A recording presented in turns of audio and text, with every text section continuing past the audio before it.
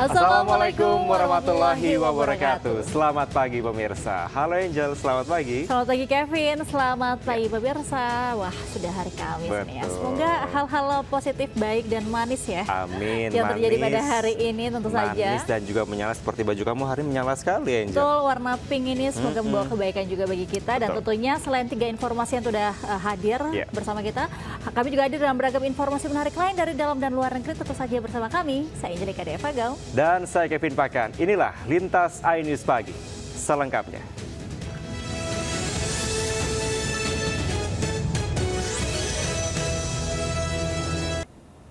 Pemirsa, reka ulang kasus pelecehan mahasiswi dengan tersangka AG digelar polisi di Mataram, Nusa Tenggara Barat. Reka ulang di 3 tempat dengan penjagaan ketat dari aparat.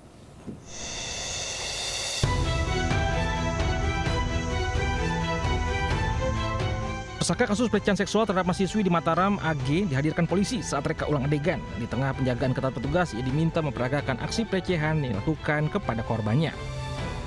Dalam proses reka ulang ini, polisi juga melarang warga mendekat ke lokasi agar tidak mengganggu proses penyelidikan. Rekonstruksi dilakukan di 3 lokasi tempat kejadian, diawali dari Taman Udayana, Nang Homestay, dan terakhir di Islamic Center. Kompolnas hadir, dari pengawas internal juga hadir, dari pengacara dari tersangka juga hadir. Rencana di jaksa penuntut umum juga hadir. rencana di berapa titik? Ada 3 titik. Saat reka ulang, pengacara sempat protes dan meminta penutup wajah tersangka dibuka. Proses reka ulang ini turut dihadiri anggota Kompolnas guna memastikan pelaksanaannya berjalan sesuai prosedur.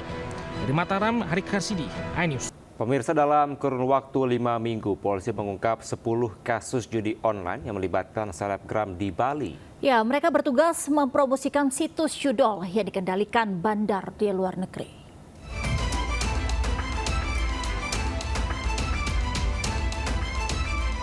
Ditseber Polda Bali menetapkan 10 tersangka dalam 10 kasus judi online, di mana seluruh tersangka adalah selebgram yang mengiklankan judi online di akun media sosial mereka. Mereka rata-rata memiliki pengikut puluhan hingga ratusan ribu orang.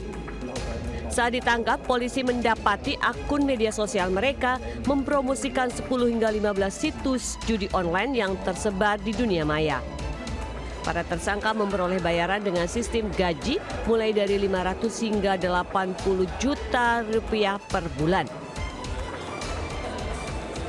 Mereka sadar, kenapa sadar tahu salah gitu. Karena tawaran cuma numpang aja istilahnya dia di akunnya dia kan, linknya itu mereka dapat uang. Nah, itulah membuat mereka tergiur untuk ikut mempromosikan judi online tersebut. Oh, tadi pada ancaman 10 tahun. Para tersangka dijerat pasal tentang informasi dan transaksi elektronika atau pasal tentang perjudian dengan ancaman hukuman pidana penjara maksimal 10 tahun. Dari Denpasar, Bali, Indra Ari, iNews melaporkan. Pemirsa, Subdit Jatanras Polda Metro Jaya menggelar rekonstruksi kasus pembunuhan yang dilakukan Fauzan Fahmi alias Omeh terhadap janda anak 4, Sinta Handiana di kawasan Muara Baru, Penjaringan, Jakarta Utara. Dalam rekonstruksi tersebut, polisi menggelar 43 adegan dari 4 lokasi yang berbeda.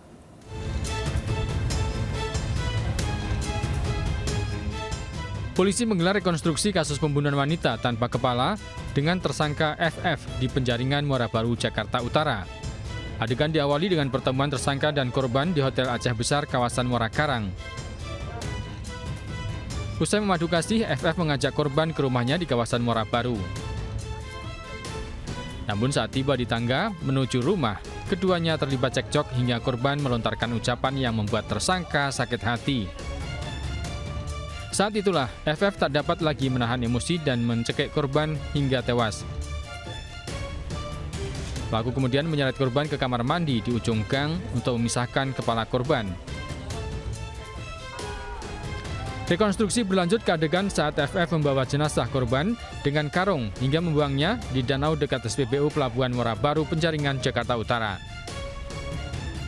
Jadi kalau kejadian secara singkat, itu awal-awal karena perkataan daripada korban yang kiranya menyakiti daripada pelaku, sehingga secara spontan pelaku langsung mencekik korban dan kemudian langsung melakukan pembunuhan. Sebelumnya, sesosok jasad wanita tanpa kepala ditemukan di Tanggul Dermaga, Pelabuhan Muara Baru, Penjaringan, Jakarta Utara dalam kondisi terbungkus karung. Polisi yang tiba di lokasi menggelar olah tempat kejadian perkara dan mengidentifikasi korban. Dalam olah TKP ini, polisi tidak menemukan kartu identitas korban. Polisi juga berusaha mencari potongan kepala korban dengan mengerahkan anjing pelacak. Potongan kepala korban akhirnya ditemukan pada radius 600 meter dari lokasi jasad korban pada tengah malam. Korban akhirnya teridentifikasi berinisial SH, warga Babakan Pinong, Kecamatan Curup, Tangerang, Banten. Dari Jakarta, Rizky Faluvi, iNews melaporkan. Pemirsa, kapal kargo MV tenggelam di perairan Pulau Masa Lembu, Sumeneb, Jawa Timur. Ya, sebanyak 20 anak buah kapal diselamatkan kapal yang sedang melintas, sementara nahkoda kapal hingga saat ini belum ditemukan.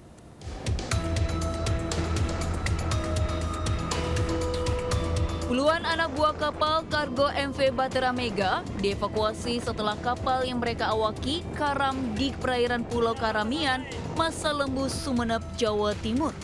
Mereka dievakuasi awak kapal TB Osana 99 yang kebetulan melintas di sekitar lokasi kejadian. Sebelumnya, kapal kargo MV Batera Mega dalam pelayaran dari Pelabuhan Tanjung Perak, Surabaya menuju Tanjung Selor, Bulungan, Kalimantan Utara. Saat ini tim SAR gabungan masih mencari nahkoda kapal yang hilang di perairan. Namun cuaca buruk dengan ombak tinggi menyulitkan upaya pencarian. Yang 20 sudah bisa diselamatkan, sedangkan yang 1 sampai saat ini belum ditemukan. Untuk kondisi para korban ya saat ini masih dalam kondisi shock untuk dilakukan perawatan oleh tenaga medis di sana. Para ABK dirawat tim medis di Pulau Keramian, Kecamatan Masa Lembu. Petugas masih akan berkoordinasi dengan pihak terkait dan menunggu cuaca membaik.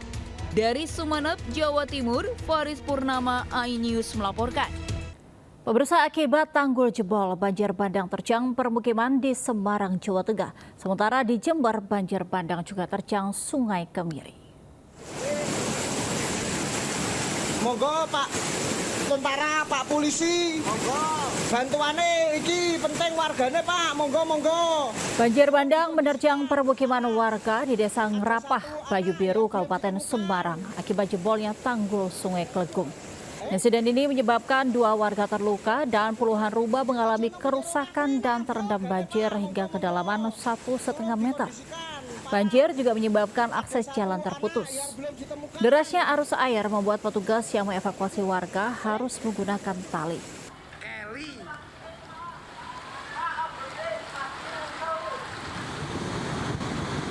Banjir bandang, guys. Banjir bandang juga terjadi di Sungai Kemiri, Jember hingga membawa material kayu dan ranting dari gunung. Tak hanya Sungai Kemiri, Sungai Jombo yang berada di sisi timur juga diterjang banjir. Pemirsa, terpidana kasus penganiayaan terhadap David Ozora Mario Dandi menjalani sidang dugaan kasus pencabulan terhadap anak AG di Pengadilan Negeri Jakarta Selatan. Mario pun enggan untuk menunjukkan wajahnya di hadapan kamera. Dengan mengenakan baju tahanan dilapisi jaket hoodie dan masker, terpidana kasus penganiayaan Mario Dandi Satrio menghindari sorotan kamera saat masuk ke ruang sidang 2 Pengadilan Negeri Jakarta Selatan pada hari Rabu. Sidang yang dipimpin Hakim Ketua Hendra Yuristiawan digelar secara tertutup karena kasus berkaitan dugaan kesusilaan. Sidang beragendakan pemeriksaan saksi-saksi dari Jaksa Penuntut Umum. 2 saksi yang diperiksa adalah saksi pelapor dan mantan kekasih Mario AG yang hadir didampingi ibunya dalam sidang perkara pencabulan yang diduga dilakukan Mario Dandi terhadap AG.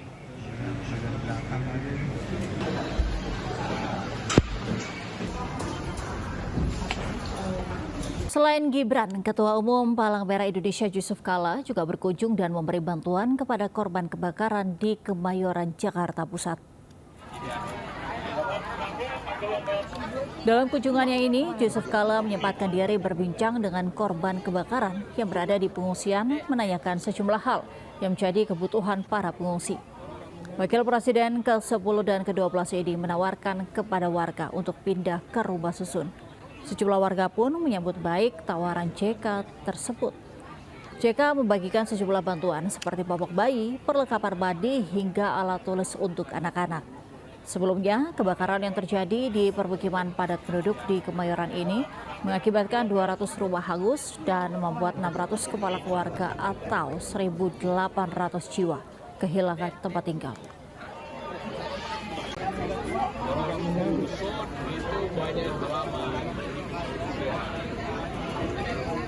Sementara itu, Wakil Presiden Gibran Rakabuming Raka meninjau simulasi kesiapsiagaan bencana di Muhammadiyah Boarding School Bogor serta uji coba makan bergizi gratis dengan menu Rp11.000. Ya, usai dari Bogor, Gibran juga menyempatkan diri meninjau lokasi kebakaran di Kemayoran, Jakarta yang menghanguskan 200 unit lebih rumah warga.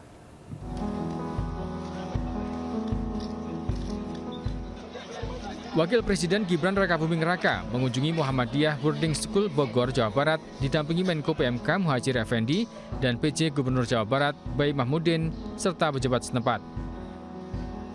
Dalam kunjungan ini, Wapres meninjau simulasi kesiapsiagaan bencana sebagai antisipasi penanganan bencana alam. Terlebih wilayah Jawa Barat merupakan rawan bencana seperti gempa bumi, tanah longsor, maupun banjir hingga kebakaran. Jadi mereka harus aware apa yang harus dilakukan pada saat bencana, pada saat gempa bumi, kebakaran. Jadi mereka tidak ada yang panik dan tahu apa yang harus dilakukan. Selain meninjau simulasi kesiagaan bencana, Wapres Gibran juga meninjau uji coba makan bergizi gratis bagi semua siswa-siswi di Muhammadiyah Boarding School Bogor. Menu yang disajikan terdiri dari nasi, ayam semur, tumis sawi, wortel, buah pisang hingga susu kemasan seharga Rp11.000 per porsi. Wapres Gibran menyampaikan uji coba makan bergizi gratis masih dalam kajian. Terlebih di sekolah ini yang merupakan boarding school atau asrama, para siswa mendapat jatah makan 3 kali sehari. Makan bergizi gratis itu ada juga di pesantren-pesantren. Dan karena ini sudah menjadi kegiatan rutin ya Pak ya, 3 kali sehari ya, mungkin nanti ke depan akan ada sedikit stimulan lah untuk pondok-pondok. Yang penting kebutuhan gizinya terpenuhi dan karena di sini anak-anaknya tinggal di asrama atau dormitori, ya mereka nanti harus mendapatkan perhatian khusus. Sekembalinya dari Bogor, Wapres Gibran juga meninjau lokasi kebakaran di permukiman padat penduduk Kebon Kosong, Kemayoran, Jakarta Pusat, Rabu sore. Gibran juga bertemu dan berdialog dengan warga yang terdampak kebakaran. Dalam kunjungan ini, Wapres menerima masukan terkait kebutuhan selama mengungsi agar dapat terpenuhi. Seperti diketahui, kebakaran melanda permukiman padat penduduk di kawasan Kebon Kosong, Kemayoran, Jakarta Pusat, Selasa siang. Akibat kebakaran ini 200 rumah ludes terbakar dan 1.800 jiwa kehilangan tempat tinggal. Dari Bogor, Jawa Barat dan Jakarta, Tim Liputan iNews melaporkan. Masih lainnya pemirsa, Presiden Prabowo Subianto meresmikan flyover Madukoro di Kota Semarang, Jawa Tengah. Infrastruktur strategis tersebut diharapkan dapat memperlancar arus lalu lintas, meningkatkan konektivitas dan menjadi pendorong utama pembangunan ekonomi di Semarang, Jawa Tengah. Kami hitung mundur. Peresmian flyover Madukoro menjadi bentuk komitmen pemerintah dalam menyediakan infrastruktur berkualitas yang mampu mendukung pertumbuhan ekonomi dan meningkatkan kesejahteraan masyarakat. Presiden Prabowo menekankan pembangunan infrastruktur harus selalu mengutamakan kepentingan rakyat. Hal tersebut penting untuk mengingat sumber pembiayaan pembangunan berasal dari uang rakyat. Presiden juga mengapresiasi kepada pihak-pihak yang terlibat dalam pembangunan flyover Madukoro dan berharap flyover Madukoro ini dapat dirasakan manfaatnya bagi masyarakat luas. Yakinkan bahwa semua yang dibangun adalah sesuai spesifikasi. Yakinkan bahwa efisiensi dan kualitas dipertahankan. Ya. Berilah yang terbaik sehingga kemampuan negara dan bangsa sebesar-besarnya bisa dirasakan manfaatnya oleh rakyat kita. Saya kira itu. Pemirsa, MNC Peduli dan MNC Land menggelar edukasi tentang makanan bergizi bagi ibu hamil dan orang tua yang memiliki anak di Posyandu Durian, Kecamatan Cigombong, Kabupaten Bogor, Jawa Barat.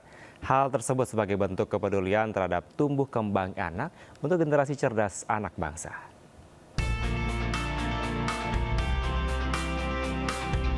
MNC Peduli dan MNC Land bekerja sama dengan Puskesmas Cigombong serta Posyandu Durian melakukan edukasi kepada ibu hamil dan orang tua balita di Posyandu Durian, Kampung Ciletuh, Desa Watesjaya, Kecamatan Cigombong, Kabupaten Bogor, Jawa Barat, yang diikuti secara antusias.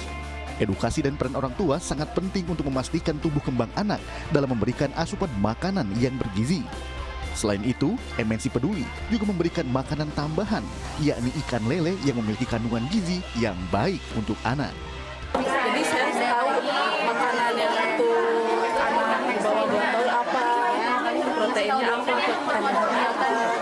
Jadi saya bisa kasih makanan saya yang lebih bergizi lagi.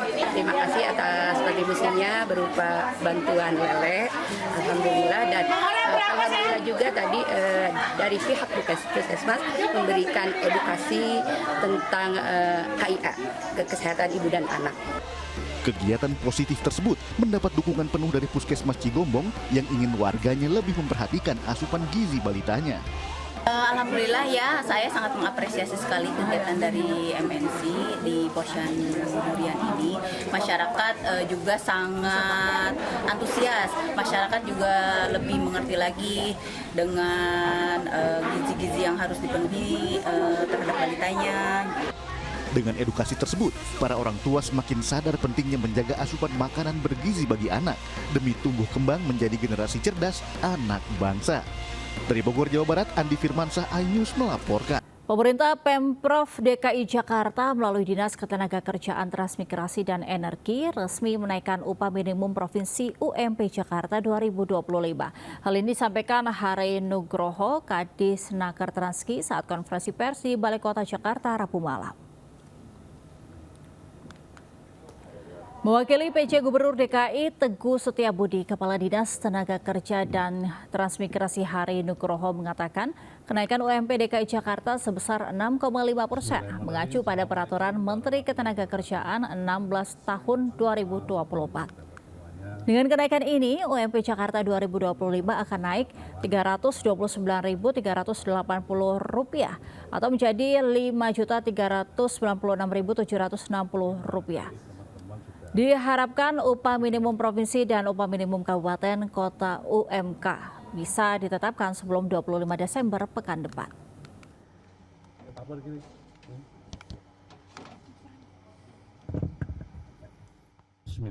Pemirsa, harga sejumlah bahan pokok melonjak jelang Natal dan Tahun Baru. Ya, harga cabai merah keriting menyentuh harga tertinggi mencapai Rp50.000 per kilogram, sedangkan harga telur ayam mencapai Rp30.000 per kilogramnya.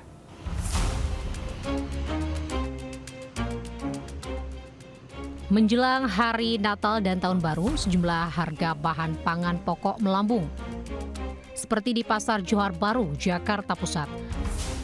Harga cabai merah keriting melonjak hingga menyentuh Rp50.000 per kilogram.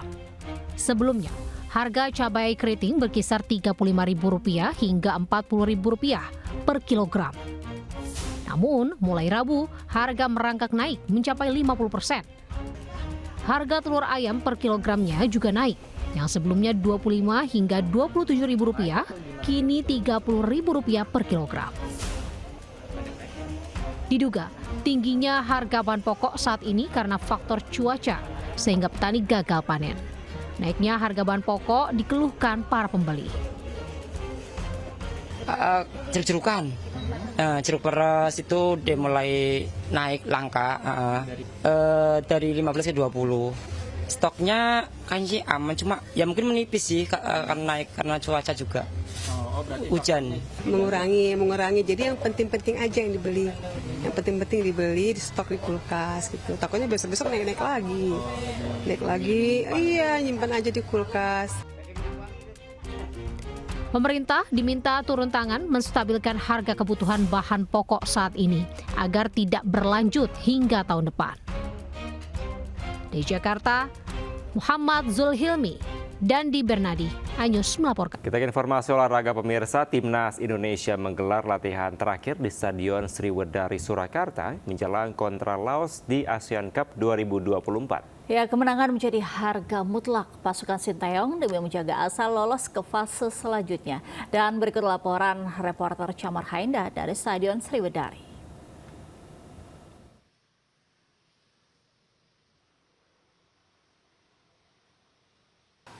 Pemirsa, Timnas Indonesia begitu bersemangat menjalani sesi latihan di Stadion Sriwedari Surakarta, Jawa Tengah di satu hari menjelang laga melawan Laos dalam AFF ataupun juga ASEAN Cup 2024. Di mana berdasarkan pemantauan kami, sesi latihan ini dilakukan secara intensif dan dimulai pada pukul 5 sore. Dan seperti yang disampaikan oleh Coach Sinteyong bahwasanya akan ada sejumlah perubahan line up ataupun juga perubahan formasi melihat kepada Indonesia memiliki peluang yang cukup tinggi untuk bisa melawan Laos. Dari 7 kali pertemuan bersama dengan Laos, Indonesia berhasil memenangkan 6 kali pertandingan dan hanya 1 kali seri. Sejumlah nama-nama yang memang sudah familiar yang digadang-gadang akan masuk ke dalam line up ataupun juga formasi pada 12 Desember melawan Laos. Di antaranya adalah Kakang Rudianto, kemudian juga ada nama Pratama Arhan, Asnawi Mangku Alam, Rafael Struik, dan juga beberapa nama-nama lain. Kelebihan Indonesia apabila melihat kepada apa yang sudah dilakukan ataupun juga pertandingan sebelumnya, di mana Indonesia berhasil melawan Myanmar 1-0, sementara untuk Laos sendiri harus menelan pil pahit melawan Vietnam 4-1. Dan kita harapkan bahwasanya Indonesia bisa terus bersemangat untuk bisa mendapatkan poin. Melihat dari ranking FIFA, bahwasanya Indonesia ada pada ranking 124, sementara Laos ini ada pada 186. Dan apabila Indonesia berhasil memenangkan pertandingan ini, maka akan menambah poin 1,39. Dari Surakarta, Jawa Tengah, Camar Hainda, Ahmad Putra melaporkan. Siang menginspirasi nih Kevin dan juga pemirsa, manfaatkan lahan sempit warga Batu Jajar Bandung Barat berhasil membudidayakan 2 jenis buah naga, merah dan putih. Ya, sekali panen, kebun milik Dede ini bisa menghasilkan hingga 1 ton buah naga.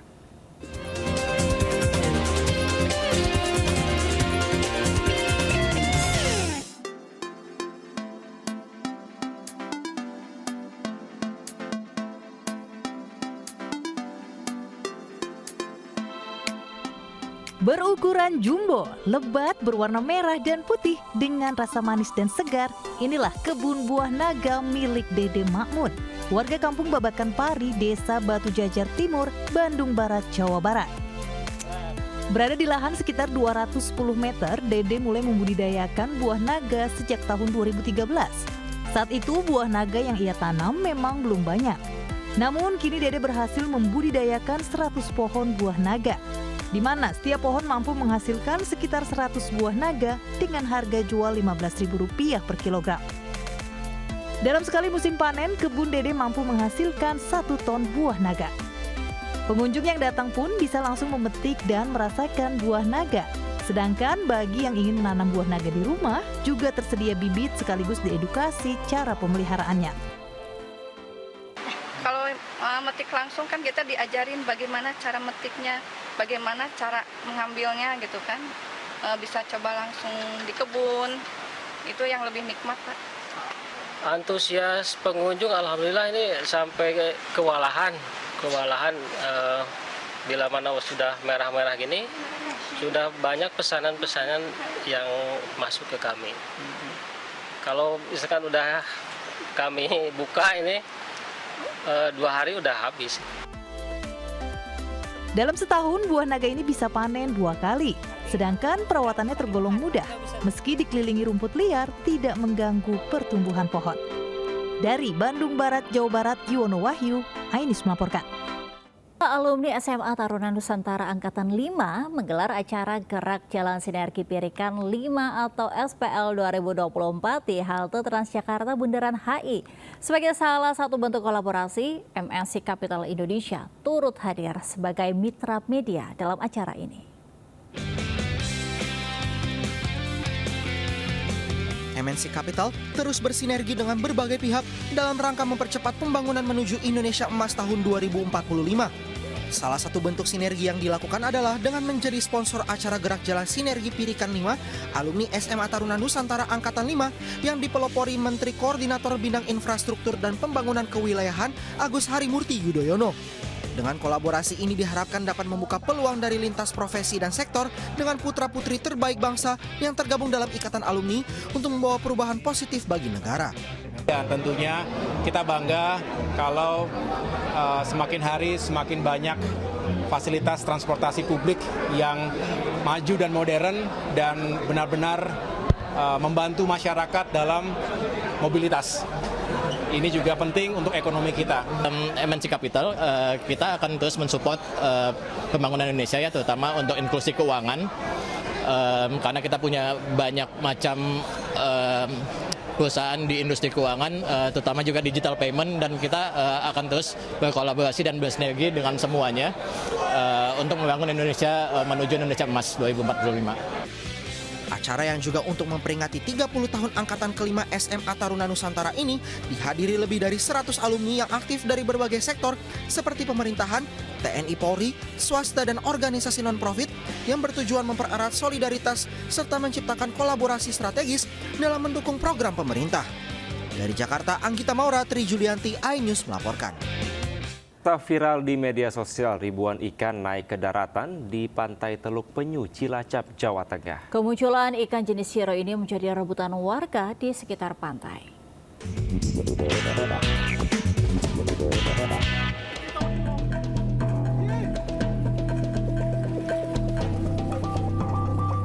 Video amatir warga merekam ribuan ikan terdampar di Pantai Teluk Penyu, Cilacap, Jawa Tengah. Ribuan ikan jenis shiro atau ikan sarden ini berloncatan ke daratan sepanjang tanggul pemecah gelombang. Tentu saja warga langsung menangkap ikan-ikan ini dengan tangan kosong dan mengumpulkannya dengan alat seadanya. Dalam sekejap, ember untuk menampung ikan pun penuh. Naiknya ikan ke darat bersamaan dengan datangnya gelombang tinggi air laut. Nelayan mengaku fenomena alam ini kerap terjadi terutama saat berlangsungnya musim angin barat.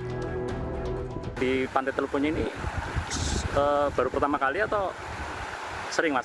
Kalau itu sering sih kalau lagi musim kayak gini angin barat. Ya sering kalau misalnya ada tambatan, misalnya ikannya nabrak terus dia lama-lama ke darat terus. Berdasarkan perkiraan BMKG Cilacap, kemunculan ikan yang naik ke daratan ini disebabkan oleh naiknya suhu permukaan air laut. Selain itu, kuatnya arus air laut turut mendorong ikan-ikan tersebut ke daratan.